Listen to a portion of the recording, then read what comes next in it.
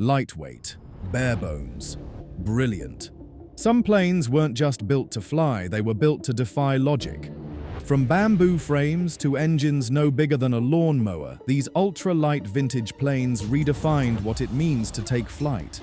Whether crafted in backyard garages or rolled out of wartime hangars, each aircraft on this list carried a story that soared higher than its wingspan. So buckle your seatbelt as we dive into the world of 10 insanely light vintage airplanes that flew their way into history books and into our hearts. Piper J3 Cub. The plane that taught America to fly. It's small, it's yellow, and it's possibly the most beloved little aircraft in American aviation history. The Piper J3 Cub wasn't just a plane, it was a rite of passage. Introduced in the mid-1930s, this ultra-light two-seater was simplicity perfected. It weighed just around 680 pounds empty. That's less than a Harley-Davidson motorcycle. There was no electrical system, no radio, no starter. Just a stick, rudder pedals, a throttle, and maybe a compass if you were lucky. Powered by a 65 horsepower Continental 65 engine, the Cub didn't need speed to make magic. Its cruising speed was just 75 miles per hour, and it could practically float through the air at 38 miles per hour. Its secret? Lightweight design. The airframe was made of steel tubing, covered in fabric so thin it looked like you could poke your finger through it, but that made it nimble. The J3 Cub could take off in less than 200 feet, basically your neighborhood street, and land in even shorter spaces. During World War II, the US military used the Cub for training, reconnaissance, and even medical evacuation. Over 20,000 units were produced, and many are still flying today, buzzing around air shows and grass strips with that cheerful hum. Pilots still say, "If you haven't flown a Cub, you haven't really flown. It's raw, real flying, no buttons to distract you, just the sky and your hands on the stick." It was light, yellow, and iconic. But what if I told you the next plane made even this one look chunky? Let's meet the bathtub with wings. Arona C3 Flying Bathtub. Now this one looks like someone took a bathtub, slapped on some wings, and dared it to fly. And yet, it worked. The Arona C3, affectionately nicknamed the Flying Bathtub, first hit the skies in 1931 during the roughest years of the Great Depression, but with an empty weight of just 569 pounds, it was practically featherweight. Built using fabric-covered steel tubing and wooden wings, the C3 stripped flight down to the basics. Its original engine, a tiny 36 horsepower, horizontally opposed twin that looked more like a lawnmower motor than anything you'd trust in the sky. Later models got a whopping upgrade to 40 horsepower. And somehow this quirky little aircraft could lift 2 people into the air and cruise at around 80 miles per hour. The cockpit was open, the controls were rudimentary, and visibility, well, let's just say you had a front row seat to every breeze and bug in the air. Its odd rounded fuselage made it look like a tub on wings, but pilots adored it. And here's the kicker, it was affordable. At just $1,895 back then, roughly $35,000 today, the C3 made flying accessible to everyday folks, not just the wealthy elite. Flying clubs across America bought them in droves. Suddenly, flying wasn't a luxury, it was a weekend hobby. Today, the C3 is a star attraction at vintage fly-ins, turning heads with its oddball shape and cheerful engine note. Some are even on display at places like the Smithsonian, preserving this weird, wonderful slice of aviation history. This plane put everyday folks in the skies, but the next one, it sparked an entire dynasty of flying legends. Taylor Cub, later Piper E2. Before there was the iconic J3 Cub, there was its lesser-known grandfather, the Taylor Cub. Born in the early 1930s out of the workshop of C. Gilbert Taylor, this was the plane that quietly planted the seeds of one of aviation's most legendary lineages. Weighing in at just around 550 pounds empty, the Taylor Cub was lighter than its famous descendant and just as revolutionary. Its frame? Welded steel tubes covered in fabric. Its wings? Made of wood spars and ribs, also fabric covered. Everything about this plane screamed, keep it light, keep it simple. Under the hood, or rather in front of the cockpit, was a 37-horsepower Continental A40 engine. Not much by today's standards, but when your entire aircraft barely weighs more than a vending machine, that's all you really need. The Taylor Cub could take off in under 150 feet and cruise gently at about 70 miles per hour. It wasn't about speed, it was about soaring low and slow, letting the wind guide your soul. But here's the twist. C. Gilbert Taylor eventually sold the company to William Piper, who would refine this design into the world-famous Piper Cub. The yellow plane that taught America to fly? Yeah, it was standing on the shoulders of this unsung pioneer. The Taylor Cub wasn't just a prototype, it was a proof of concept that proved flying didn't need to be big, expensive, or overly complex. All it took was fabric, a wooden wing, and the courage to leave the ground. From humble origins to aviation royalty. Now buckle up, because the next one brought leather seats, enclosed cabins, and a touch of 1920s glamour. Curtiss Robin. Stepping into the spotlight in 1928, the Curtiss Robin didn't just fly, it made an entrance. At a time when most light planes were open cockpit biplanes, the Robin was a fully enclosed three-seat monoplane dripping with 1920s charm. Sure, its empty weight was around 1,180 pounds, heavier than others on our list, but here's why it earns its ultra-light badge. It carried 3 people, had a roomy cabin, and still managed impressive short takeoff and landing capabilities. A full-fledged commuter plane, built like a feather. Its secret? Smart hybrid construction, a steel tube fuselage blended with wooden wing spars, all wrapped in lightweight fabric. The result was strong but shockingly light. Most Robins were powered by the trusty 90-horsepower Curtiss OX5 engine, though some got fancier upgrades later on. The Robin wasn't just about efficiency, it was about elegance. Large windows, comfy seats, and smooth lines gave it a look that wouldn't feel out of place on a luxury train car. You weren't just flying, you were traveling. And it wasn't all show. The Robin had muscle. It could cruise at 90 miles per hour and needed just around 400 feet to get airborne.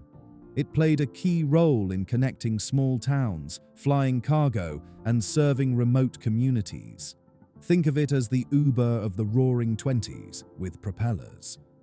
Over 700 Robins were built, and many were used for flight schools, mail runs, and even barnstorming stunts. Today, restored Robins turn heads at air shows, living proof that lightweight doesn't mean boring and vintage doesn't mean fragile. The Robin gave us wings with windows, but what if your next plane came with no glass, no gadgets, and a Ford car engine strapped to the front? Pietenpol Aircamper. This wasn't just a plane, it was a movement. Designed in the 1930s by a small-town tinkerer named Bernard Pietenpol, the Aircamper was aviation for the people. Built from hardware store lumber, old car parts, and a dream, this aircraft gave Depression-era Americans a reason to look up. At just 550 pounds empty, the Aircamper was a home-built miracle. The fuselage, a wooden box reinforced with steel tubing. The wings, handcrafted from wood, covered in fabric. It wasn't flashy, it wasn't fast. But it flew, and that was more than most could hope for back then. Now let's talk about the engine. Forget aerospace engineering, Pietenpol designed this baby to run on a Model A Ford engine. That's right, the same 40 horsepower lump found in Grandpa's old jalopy. It wasn't just cheap, it was genius. Reliable, familiar, and easily fixed by anyone with a wrench. Cruising at around 70 miles per hour with a stall speed so low you could jog beside it, the air camper could take off from dirt fields, grassy strips, or even frozen lakes. Navigation? Look out the side and follow the train tracks. The cockpit was about as bare as they come. No radios, no fancy gauges. Just a throttle, a stick, an airspeed indicator, and if you were lucky, a compass. And yet, the air camper delivered the kind of seat-of-your-pants flying that textbooks can't teach. Pete and Pohl's plans were published for just $7.50 in Modern Mechanics, igniting the early home-built movement. Today, countless versions of the air camper are still being crafted by hobbyists in garages across the world. You've seen wood and fabric fly, now brace yourself. The next plane used bamboo, silk, and a wicker chair, and still soared across Europe like a dragonfly. Santos Dumont Demoiselle. Now we're entering mad genius territory. The Santos Dumont Demoiselle wasn't just light, it was ridiculously light. Picture this, 242 pounds. That's less than a fully grown linebacker. And yet, this bug-like creation lifted its daring pilot straight into aviation history. Designed by Brazilian inventor Alberto Santos Dumont between 1907 and 1909, the Demoiselle, French for dragonfly, looked like it belonged in a steampunk novel. The entire frame was built using bamboo, yep, the stuff pandas eat. Wings covered in silk. The landing gear was basically a wire sculpture. And the seat, a wicker chair. Seriously. Powered by a tiny engine producing between 20 to 35 horsepower, the Demoiselle was a marvel of minimalism. Despite its featherweight build, it could cruise at 65 miles per hour and climb with ease, astonishing for something that looked like a flying lawn ornament. Control? Well, there weren't many controls. Wing warping allowed for roll, and the pilot would literally lean his body to steer. It was as much ballet as it was aviation. But here's the part that blows modern minds. Santos Dumont published the plans for free in Popular Mechanics. He believed flight should belong to everyone, not just militaries or corporations. That open-source generosity inspired dozens of builders across Europe and the Americas to replicate the Demoiselle. Several flying replicas still exist today, mesmerizing crowds with their delicate hummingbird-like grace. Watching one take off feels like seeing a paper kite defy gravity. The Demoiselle didn't just push the boundaries of lightweight design, it redefined them. It wasn't built for comfort or speed or even safety. It was built for freedom. From bamboo and silk to British birchwood, our next plane buzzed like a hummingbird and fluttered into RAF history books. The Havland DH-53 Hummingbird. Let's head across the pond, because in 1923, the British built a plane so light and delicate, they literally named it after a hummingbird. The de Havilland DH-53 Hummingbird was a pint-sized monoplane that looked more like a toy than a military aircraft, but don't be fooled. This nimble little flyer played a small but fascinating role in Royal Air Force history. With an empty weight of just 600 pounds, the DH-53 was one of the earliest successful attempts at a single-seat ultralight. It had a wooden fuselage, wooden wings, and a fabric skin that made it feel more like a model airplane than a combat machine. But it was real, and it could fly. Power came from a 26-horsepower Blackburn Tomtit 5 twin engine. Not much by any stretch, but with such a feathery airframe, it was just enough. The Hummingbird could reach speeds around 70 miles per hour, cruising with surprising stability for its size. Originally designed for the 1923 Daily Mail Light Aeroplane competition, a kind of mini-Olympics for aircraft, the DH-53 impressed the British Air Ministry so much that they ordered 8 units for evaluation. These tiny planes were used for training and experimentation, and they were even launched from airships. Yes, literal flying zeppelins. Despite its brief service life, the DH-53 proved that ultralights weren't just a novelty. They could serve real military and civilian purposes. It helped inspire further development in small, efficient aviation long before ultralights became mainstream. Today, the few remaining Hummingbirds are lovingly preserved in museums, remembered not just for their dainty looks, but for the daring innovation they represented in early 20th century flight. It hummed through the skies like a whisper. But next up, we're diving into something louder, faster, and built to twist through the clouds like a gymnast in freefall. Buue 133 Yungmeister. Precision, grace, acrobatics.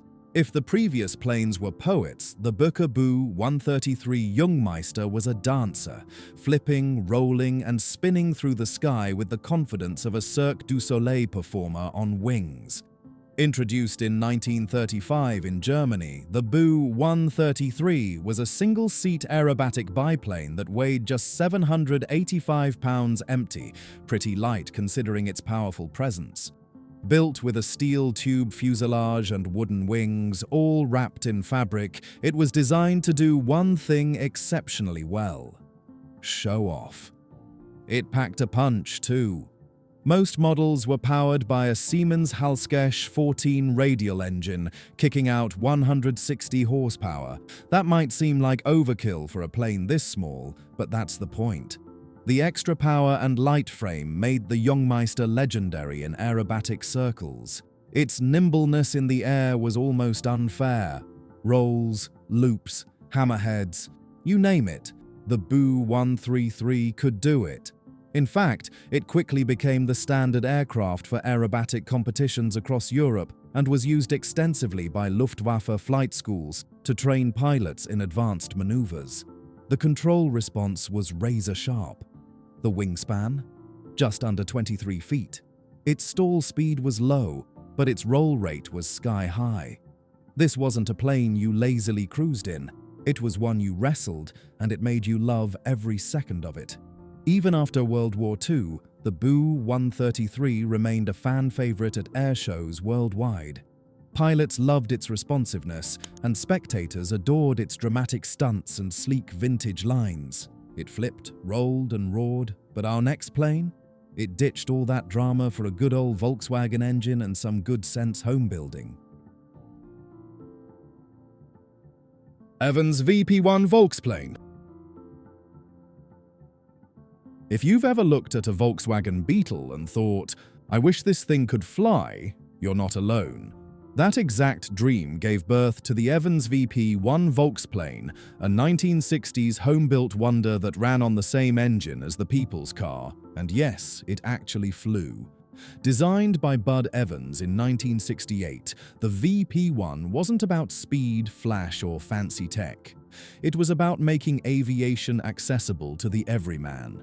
With an empty weight of just 600 pounds, it was light, sturdy, and easy to build in your garage using common tools and materials.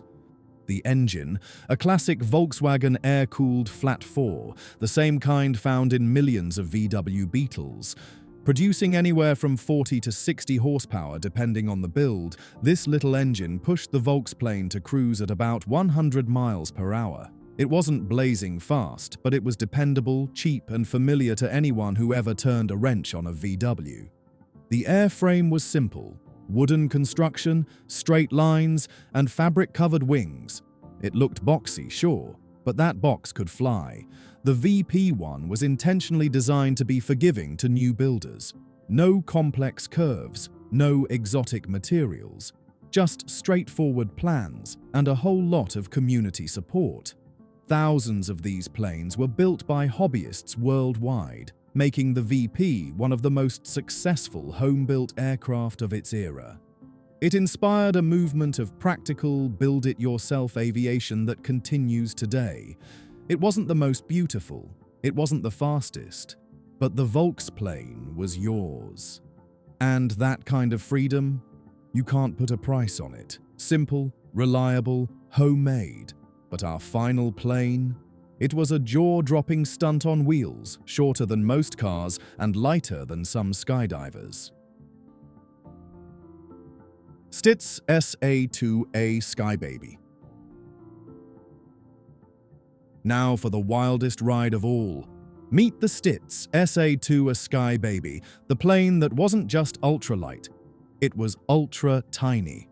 With an empty weight of only 400 pounds and a wingspan of just 7 feet, 2 inches, this pint-sized daredevil holds the record for one of the smallest manned aircraft ever built. Designed in 1952 by legendary homebuilder Ray Stitz, the Skybaby wasn't made for mass production or transportation. It was built for one thing only: to shatter records and drop jaws. And it did both. Despite its comical size, the Skybaby was a serious piece of engineering. It packed an 85-horsepower Continental engine, the same kind you'd find in larger trainers, into a frame shorter than most compact cars. That engine gave it a top speed of over 120 miles per hour, making it not just tiny but shockingly quick. Flying it, however, was no joke. Pilots had to crouch into the cramped cockpit with their knees practically in their armpits. Its control sensitivity was extreme. Every slight motion could send the plane twitching, pitching, or rolling. It was twitchy, snappy, and absolutely thrilling. Only one Skybaby was ever built, but that was enough to earn it aviation legend status. It wowed crowds at air shows and secured a place in aviation record books. Even today, aviation enthusiasts look at photos of the Skybaby and ask, how on earth did that thing even fly? But it did, and spectacularly so. It was a flying punchline that left crowds speechless, and with that, our journey through the skies of lightness, madness, and magic is coming in for a landing. These aircraft weren't just machines, they were dreams stitched in fabric and glued together with courage. Each one proved that flying doesn't have to be heavy, high-tech, or high-budget. Sometimes all you need is wood, wind, and a little wonder. So, which one blew your mind? Drop your favorite in the comments, give us a like if you enjoyed the ride, and make sure to subscribe for more stories from aviation's boldest chapters.